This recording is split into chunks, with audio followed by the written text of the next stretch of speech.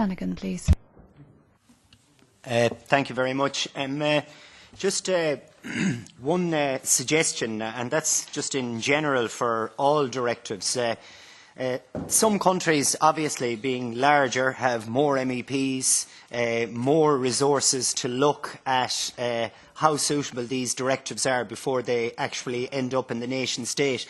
And in a case like Ireland, we have 11 MEPs and limited resources. And with this directive and with things like the Habitats Directive, one of the main reasons why they've run into problems is because the first thing anyone ever hears about them is when the decision is made. The first thing anyone hears about them in their local parliaments is when the decision is made. In fact, we've got an oversight committee in the Republic of Ireland, in the Dáil, in our parliament. And I don't know, did they deliberately meet on the Thursday we're in Strasbourg, but they consistently do. And I've written to them and asked them, is there any chance that maybe we coordinate this a little bit better? And it hasn't been done.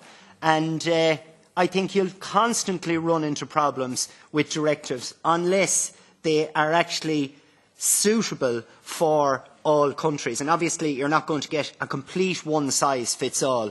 But if a nation itself, bar a couple of civil servants, knows nothing about a directive, it's very hard to see how it can be implemented correctly.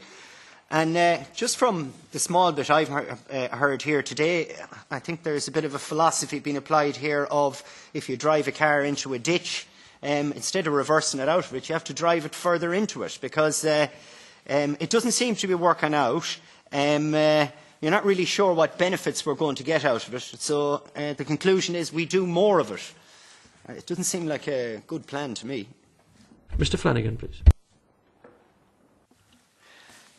I believe one of the major reasons why you have fraud is because many people who are subjected to this tax cannot afford it, because it is a blunt tax, and whether you're a millionaire or whether you are a pauper and you don't have any money, you are still subjected to the same amount of the tax. So it is inherently an unfair tax. So what I would suggest is what the EU should do, if it wants to have common VAT rates, can you put it on products that people don't depend completely and utterly for their existence on?